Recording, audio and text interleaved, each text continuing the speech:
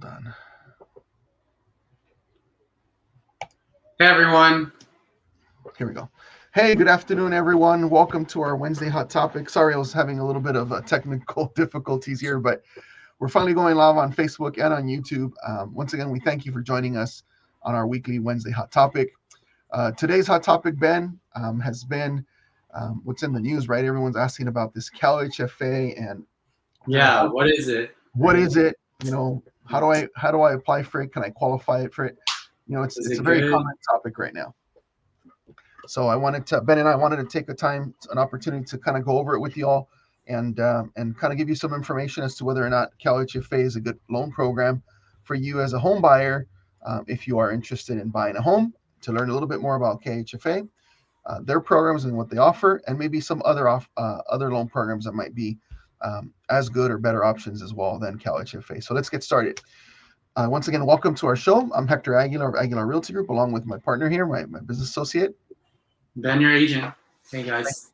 Hey, guys. Thanks for joining us. So again, if you're buying, you're probably asking the question, could CalHFA be a good option for first-time home buyers?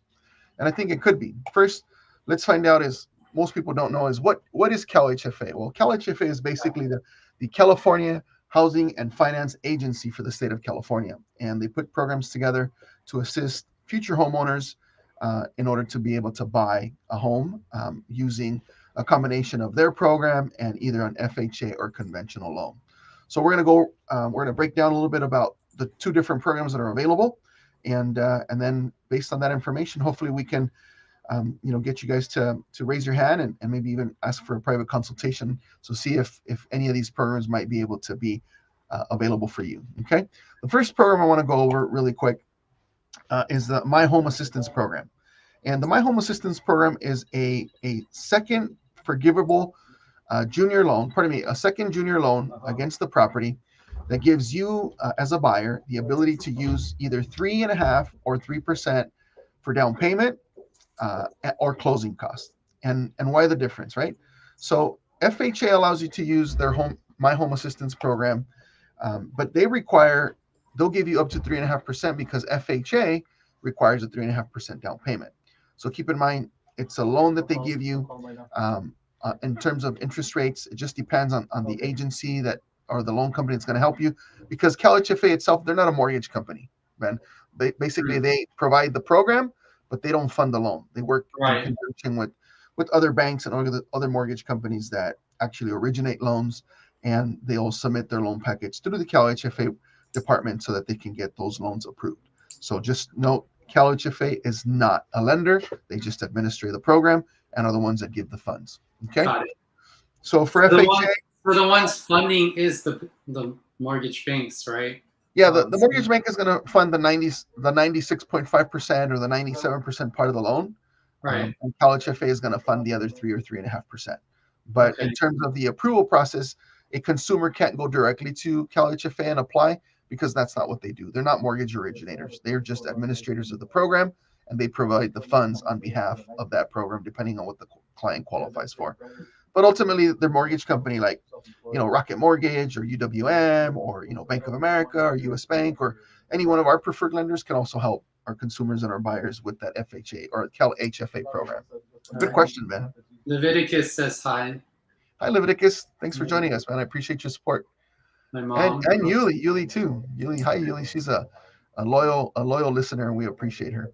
So again, My Home Assistance Program for FHA, it's up to 3.5% down. You can also use a conventional loan if you want to use a conventional loan, and the reasons why is, let's say you go 3% down conventional, you may not have to pay private mortgage insurance or mortgage insurance premium on a conventional loan, which could save you a little bit of money on your monthly mortgage payment. Although the interest rate might be a little slightly higher than the going 30-year rate, because what they do is they factor that mortgage insurance into your interest rate, but it's at a lot less cost as compared to FHA. FHA's going to definitely require mortgage insurance premium, and it could add an additional $300 to $400 a month to your mortgage. So they do also fund the CalHFA My Home Assistance Program through conventional. Again, that would be determined by the mortgage company you're going to work with, your loan officer, to see which best loan fits you and your budget in terms of payments and what you qualify for, right? The only difference that you have to make sure is that, as you know, conventional FICO scores might be a little bit more stringent, typically going to be about 660 or 680 and above, where FHA's FICO scores might be a little bit more forgiving. You could probably get an FHA loan somewhere around 580 FICO score or above. You probably want to be somewhere on the 620 or above to get a favorable rate. But again, conventional FHA loans do work with the CalHFA program. Okay. And once again, just to confirm, is with the My Home Assistance Program, it's a deferred junior loan. So that means at some point, if you sell or you refinance, you're going to have to pay the CalHFA program back. But the idea behind that is if you live in the property, 3, 5, 7 years, as the property appreciates in value, you can refinance and pay that off without any problem, because you'll have more value or your price, the property in the appraisal value of your home will be higher than what you currently owe. So again, it's an opportunity to get into a home with zero down payment. And honestly, right now with the market shift that we're seeing more opportunities for buyers to come in with the zero down payment programs than we were 6 months or even a year ago, where you had to overbid. We're not seeing that overbid activity right now. We're seeing that we're in a normal market where sellers are getting maybe 3, 4 offers, and they're not selling for much more than asking, maybe a 1 or 2%, but not aggressive, like 5, 10% above asking price. So it's a great opportunity to consider whether CalHFA would be a good program for you to buy a home. Okay. Once again, just wanted to confirm that the loan is to be used for either down payment or closing costs, and that's for the My Home Assistance Program. Okay. The other program, Ben, that's been really popular is this one here, and it's called a Forgivable Equity Builder Program that just rolled out about a month ago or so, and it's kind of like the buzz of the town, right? Wow, CalHFA is giving me 10% down to buy a home, and it's forgivable. Absolutely, it could be the best opportunity for you to buy a home with a pretty strong down payment. And again, it'll go conventional or it'll go FHA. And the beautiful part about this particular program is that it is forgivable. The only thing is that you have to live in the property as your primary residence for a minimum of 5 years from you close, and then the loan is forgivable. You no longer have to pay the CalHFA 10% that they allowed you to borrow for your purchase. So that's like where they get the money to pay it off? I mean, well, it's typically like state bonds that are set aside for housing. The government knows that promoting home ownership is one of the best solutions to improve communities, to improve the building of wealth for families, and overall just the general state of a family is enriched by being a homeowner. And also by being a homeowner, they know that you don't have to be subject to rent increases and rent control, things of that nature. So that's where they get their funds from. But in terms of how do they get repaid on the forgivable equity program, they don't. They just, as long as you live in the property and then 5 years, you notify them, hey, I've been in the property for 5 years, then they'll forward the paperwork to you to do the process of removing that particular lien against your property. Something that your loan officer could probably kind of guide you through. Now, just to make sure that goes along with, is that different from the assistant program, My Home Assistant Program? It is. These are two different programs. It is a different program. So thanks for pointing that out. And the My Home Assistance Program is just a down payment assistance program for either 3 or 3.5%, but it's a junior lien. So what that means is that it's going to be recorded behind your first, just as the Forgivable Equity Builder Program, but you would have to repay that in time, whether you sell or you buy. Compared to the Forgivable program is if you live in your property for 5 years and you stay there, you can prove that you've been there for 5 years, then you'll start the process of removing that lien against your property, and you don't have to repay it. So that's the beauty of that program. Okay. Okay. Great question, Ben. In terms of eligibility, right, for either the My Home Assistance Program or the Forgivable Equity Program, there are some requirements, right? And we're going to go through those right now. Some of the borrower requirements is obviously it's a true first-time homebuyer program. So you got to make sure that, the definition of a first-time homebuyer is someone who hasn't owned a home for the last 3 years at all, or been a co-signer, right? Or hasn't owned a home, period. So I know that can be a little confusing, but let's just say, Ben, you bought a home 2.5 years ago, right? And you sold it, and you took your equity and you wanted to wait, or maybe like, you wanted to go to a different state. or a different city, pardon me, and you wanted to use the CalHFA program, you would have to wait the full 6 months. Pardon me, you would have to wait at least 3 years from when you sold to be considered a first-time buyer again. So Leviticus has a quick question. Is this only in California? yes, this great question, Leviticus. Thank you for asking that question. Yes, it is specifically for California only. Henceforth, it's called the California Housing Finance Authority, right? Do you So think our other agency, states might have something similar to this? yeah, there could be. Certainly, there's other states that might have similar programs. Definitely, if you live in other states, our neighboring states like Nevada, Arizona, New Mexico, and Oregon, maybe a lot of people that are going to Texas could certainly look and ask their local real estate professional about any maybe state programs. But this is specifically for California. And we're going to go over some other requirements too, along the lines of if it's only good for California, because not only do the borrowers have to be eligible, but the property also has to be eligible. And we'll kind of go over those details shortly here, okay? All right. Thanks for that question, Leviticus.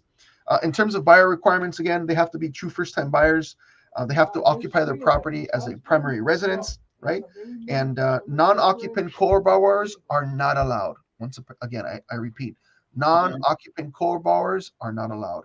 For example, if you have, let's say, Ben, you wanted to buy a house with CalHFA and you wanted your sister or your mom to qualify with you, she would need to be an occupant in order for them to consider that income. Okay, they don't allow non-occupant co-borrowers. Compared to like FHA on a traditional FHA may allow non-occupant co-borrowers to help you qualify purchase that home with the FHA loan. So quick question: how is this only apply to 1 to 4 units or any type of units?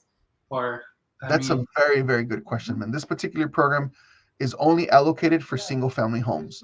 Now, there are some homes, and it's popular now, right, Ben? We're talking about ADUs, right? Right, or granny quarters or guest homes. Those can be an exception. It's up to the underwriter to determine if that's an acceptable property, but it is only for single family residences. And if it has an ADU or a guest home or a granny flat, they may consider it on a case-by-case basis. So great question, Ben. All right, in terms of other requirements for the borrowers, there are some income limitations, right? Looks like I misspelled limitations there. Sorry about that. But there are some income limitations, and it's going to vary county by county. So when you talk to your loan officer, make sure that you become fully aware of what those limitations are. It might sound kind of funny here, but you may have too much income for the program, right? This program is really meant to help true first-time buyers that have low incomes or certain income limitations that will meet the requirements for this type of program. If you make too much income, you may not qualify. So again, when you talk to your loan mortgage company or your loan officer, you're talking about maybe qualifying for a CalHFA, make sure you discuss income limitations with them, okay?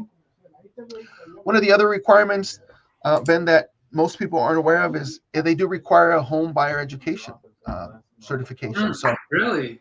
Yeah, they do. They actually require you to take 8 hours of a home buyer education seminar, and you can do it live. Now with the pandemic, they're actually doing it through Zoom, or you can do it like through an online kind of self-paced program as well. But they do require that, and it's only required to be taken by one borrower, typically the primary borrower. So it's a good idea to go through that, because they talk about everything from how to budget yourself to make sure that you make your monthly mortgage payments, right? It talks about upkeep and maintenance on a property. It talks about how to minimize your personal debt. It also gives them some education of expectations to have as a homeowner. Pardon me. Many of them, excuse me. I'm wondering, is it free? That's a really good question. I believe it is free. I'll have to verify that if it's not, but there might be a small fee to it, but I want to say it's free. And is there is a fee, actually. Thank you. Great question, Ben. And I just realized the fee for the education part of the requirement is only $99. So it's not too much. Oh, it's through Fannie Mae, right? I see here. It's through a different there's like Neighbor Works. I want to say it's Fannie Mae Neighbor Works is what it is. So yeah, you're absolutely right. And there is a small fee. There are some HUD-approved counseling agencies too that you can look up to see if they give that course. But like I said, it's a good program because most of the first-time home buyers, of course, are going to be previous renters. And as renters, you don't really think about like maintenance or upkeep. Why? Because you typically, if you have those kind of needs, you typically are going to defer it to the homeowner, right? Hey, my plumbing's not working, my electrical's not working, or hey, the window broke, or things of that nature that are typically going to be taken care of by the landlord. Well, when you become a homeowner, that's you. You're the landlord, right? Your own landlord. So a lot of times that that home buyer education will go over some of those things and bring those topics up that maybe they've never really thought of. So it's a really good. Hector, this is great. Leviticus, you skipped something, and Leviticus asked, what is the income range? So, the income range is going to vary county by county. There's a PDF document that you can actually find on the CalHFA website that will go through it. But again, because there's so many counties within FHA, within California, it's hard for me to go down the list, but it is going to vary depending county by county. So it's going to probably be lower in Riverside and San Bernardino County that are traditionally like lower priced properties versus like Orange County, Ventura County, and LA County where property is going to be higher. So the income limits there naturally we're probably a little bit higher. But great question, Leviticus. Thank you for that. It's interesting. Leviticus asked another question. He says, I heard it's the wrong time to buy a house, that they're still too high. That's a great point, Leviticus. And that's why we're bringing this information to our audience and to our public, because you might think it's a wrong time, but honestly, if you really look at the numbers, now is probably a better time than ever to really secure a property for a couple of reasons. And I know it's a little off topic, but since you asked the question, I'm going to go ahead and answer a little bit. Because number one is we're still seeing the appreciation of homes continue to go up. It's not going up, 19 or 20% like it went up the last couple of years, but it's going to go up 2 to 3%, a normalized market, right? Why? Because there's still a lot of demand. And here's a second point, or part to my point, is that rents are continuing to increase. There was just a news article that I saw this morning on ABC News as I'm getting ready for work that they reported that the demand for rental units is high, right? It's like going through the roof because a lot of buyers are kind of stepping away from the buying market because they're afraid of the interest rates and where they're at. They're right now could be somewhere between 5.5% to 6%, depending on the program and depending on your FICO score. Again, another great question, another great reason why to talk to a real estate agent like ourselves that can refer you to a qualified mortgage loan officer to answer your questions. But since they're kind of stepping away, there's a lot more demand for rent and the rents are going up. And here's the thing is rents are going to go up all the time, right? Every year, at least once a year, your landlord's going to say, okay, I'm going to raise your rent 3% this year, or I'm going to raise your rent 5%. But when you buy a home, even if it's at 6%, let's just say as an example, and it's a fixed rate loan, you know that your payment's going to be X every single month until you pay off the loan, right? You're not going to be subject to rent increases, and you're going to build equity in your own property, not necessarily the landlord's property. yeah. And look, landlords are great. We know that as an investor, I have a couple of rental properties, and the goal is to increase my wealth or my portfolio by real estate, right? By having a couple units, a couple single family residents, and renting them out because I know there's a need, right? And I'm going to take that rent and I'm going to pay off the mortgage with that rent, and I'm going to generate a little bit of income. That's the name of being an investor, owner of a landlord, right? But it does, and there's always going to be a market for rents. But when you become a buyer and you're paying your own mortgage and you're paying down your own equity and you're building your own wealth, believe me, that is going to be a big difference in your pocket vastly, because you're going to build equity. You're going to have a mortgage interest deduction that you're going to be able to claim off your taxes that otherwise as a renter you're not. And over time, statistically, homes double in value every 15 years. So can you imagine in 15 years, if you bought something that's 500,000, it's going to be worth $1 million. And that's just statistically, right? We're going to have some ups and downs, some peaks and valleys. But honestly, I think it's the absolute best time to buy a home. And that's the reason why we're actually going over these topics to kind of pique your interest, right? Leviticus mentioned here in his questions, he says, I've never bought a house, right? Now would be a good time to do that. He said, is there a possibility? He says, is there a possibility of buying a home, in California without living in California? Well, I mean, you could, as an investor, let's say you live in Oregon or Arizona or, Oregon or Texas, right? And you wanted to buy a house in California, you could, but you wouldn't be able to use a CalHFA program. Why? because number one is it has to be in California, the property, You have to live there. and you have to live in the property as your primary residence, right? Yeah. So to answer your question, yes, you can, but you can't use this program to buy that. Okay. Leviticus brings up another point. He says, hey, the feds are raising interest rates. So if this continues, the house prices will drop. Well, there could. We're starting to see a little bit of an increase in inventory, but we're still seeing a lot of demand, or we're still like I want to say 2 weeks ago, if you look at one of our videos, you can look it up on our YouTube channel. We talked a little bit about what the inventory was looking like and how many contracts were being open, right? We are seeing some increase in inventory, but we're also seeing the increase in open escrows and pending transactions going up. So what does that mean? It means that buyers are still buying and sellers are still selling. So it's hard to say whether price drops are going to be recent. Over the last 6 recessions that we've experienced since the early 1980s, of those 6 recessions, we've only saw a price decrease in 2 of them. One of them was in the early 1990s, about 1992, 93. And the equities, the home values dropped around 6%. And then the other one was, of course, the one from 2008, 2007, which was driven vastly by the mortgage industry, giving loans that were not, well vetted and well qualified to families that really couldn't qualify. And the loan programs were a little bit different too. So in that occasion, we did see the Great Recession. We saw a decrease of value of almost like 30, 40% in some communities, sometimes even more. But that was a different type of market, and it was driven again because of the mortgage products that were out there, and not necessarily because of the ability of people not qualifying, right? There was a lot of pick-up pay programs, there was a lot of interest-only programs, and a lot of people that really didn't qualify for those loans. And the reason why is because there was deregulation. The government deregulated the mortgage industry during that time and said, hey, you guys come up with your own creative ways of doing finance. And it ended up backfiring, right? We had a lot of investors that, or Wall Street investors that created these loan programs to kind of, promote home ownership. And it just wasn't the right product for every family.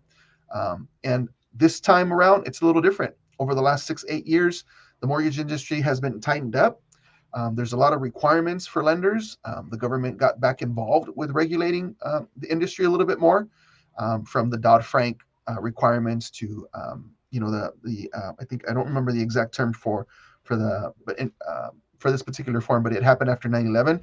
They wanted to make sure that they sourced their funds for down payment to minimize any criminal activity or money laundering, or maybe what's the term that they use, and I forget. I forgot, but it had to do with like crimes in the Middle East, terrorist activity, to make sure that it wasn't funding terrorist activity. So again, because of that, now every mortgage company that's out there, they're gonna vet every buyer fully, right? Whether it's FICO scores, whether it's their income, make sure they qualify, whether it's reviewing their taxes if they're self-employed, whether verifying their source of funds, where they're coming from, if it's a gift, if it's money in a CD, if it's a 401k. So now, because of the experience that we had in 2007 and 2008, all these lenders are fully vetting these buyers, right? So could there be a little bit of a drop in prices? Certainly, but we're not seeing it right now. So, but here's the thing, is rates, like he mentioned, are increasing. So the cost of money is going to be higher. And we know that the cost of money, right, compounded over time, is more expensive than if you get a property at a lower interest rate, right? If you get a loan at a lower interest rate, that means you save money. So if, for example, if you pay for a house at $700,000 and you're able to secure a loan interest rate at 3%, it's going to be way more affordable than if you buy a house at $500,000 and you get an interest rate at 7 or 8%. Right. We'll definitely share those statistics with you, and we can actually send you a chart, Leviticus. If you're interested, send us a DM or put a comment in our YouTube video there, and we'll make sure to get that information and get you a comparison so you can see the numbers for yourself and not take it from us who are saying it, but we're going to show you how that works out. Okay. Thanks, Leviticus, for your continued participation. It definitely makes for a better outcome. We left off in income limitations or buyer requirements, right? The next topic on CalHFA, right, is interest rates. Certainly the interest rates for the My Home Assistance Program are going to be a slightly higher because it's basically a loan. But the Forgivable Equity Program, that interest rate may not even be in effect if you live in the property for 5 years, because it'll be forgiven, right? So in order to get the right interest rates, again, we're not mortgage professionals. We work with a lot of amazing mortgage companies.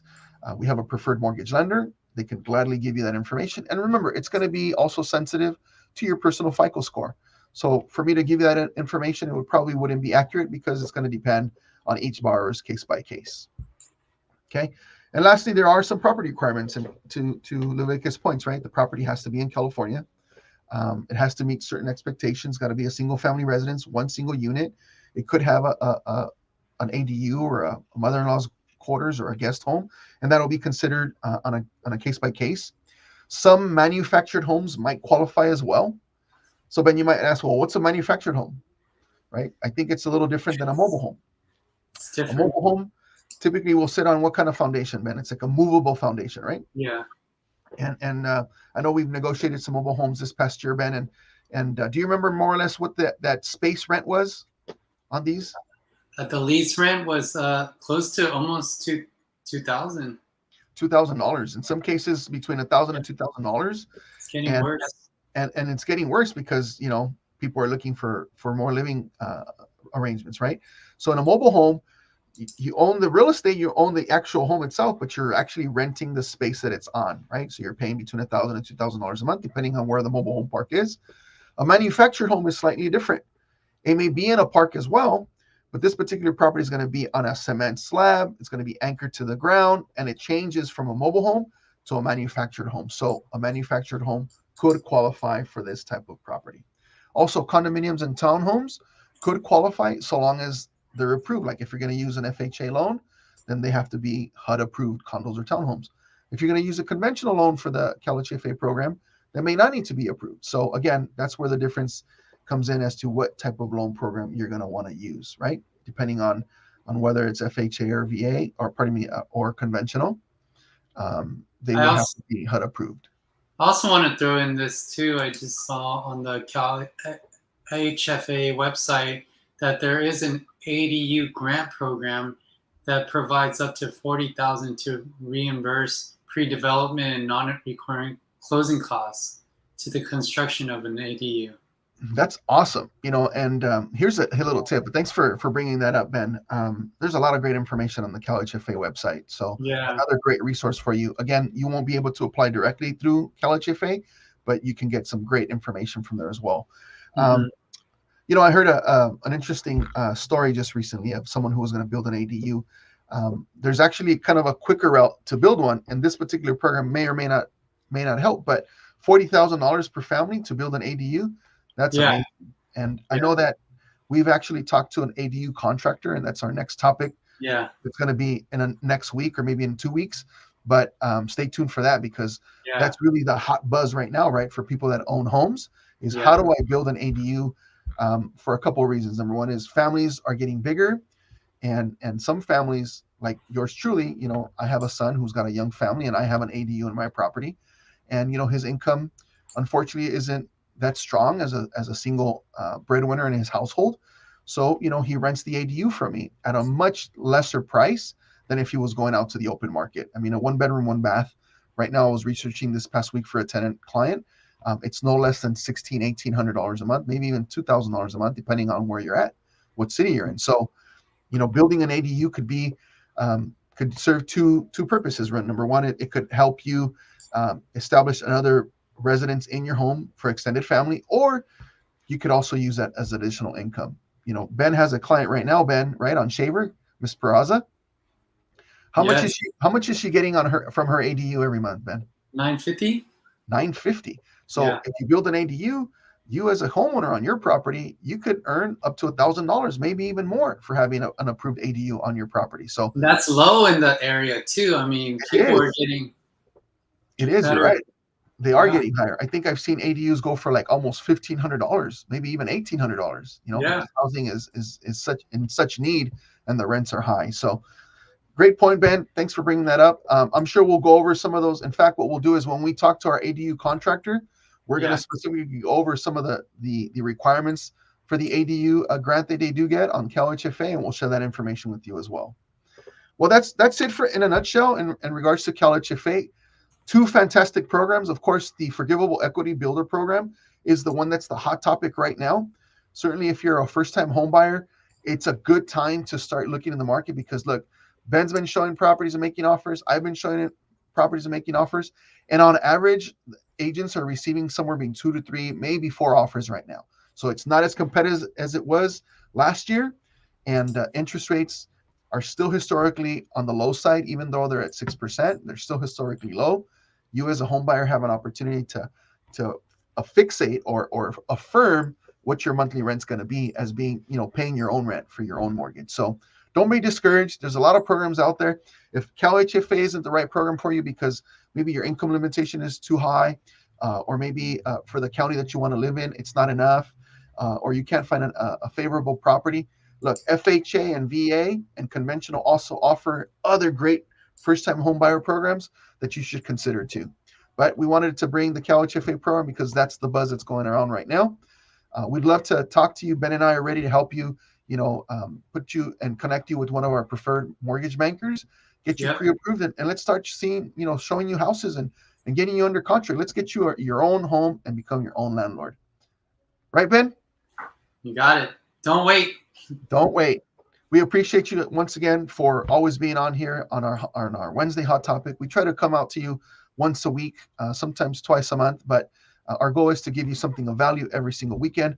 Remember, if you do enjoy our content, be sure to like us, make some comments. Notification bell. Yeah, subscribe to our YouTube channel and hit that bell to get notifications of our future content. We certainly appreciate your support. And again, if you're in the market to buy, sell, or even invest, if you've got some extra money and you want to invest in some properties to maybe establish some rentals and a portfolio, we're here to help you too. So reach out to us. We'd love to kind of talk to you and have a confidential consultation. Once again, I'm Hector Aguilar along with Ben, your agent. People are asking, when is the ADU talk? It's going to be not next Wednesday, but on the 27th. So yes, it'll be. Put that on your calendar. Yeah. Good question. That'll be on July 27th. We're going to talk to a contractor and we're going to go over the ADU program highlights from CalHFA to see if we can help you build out an ADU and increase the value of your property and your income potential as well. All right. Once again, we're really grateful. I'm Hector Aguilar, Aguilar Realty Group, along with Ben, your agent. We'll see you guys next week. I'll talk to you soon. May God bless you always, and we look forward to helping you out. Take care, everyone. Bye, everyone.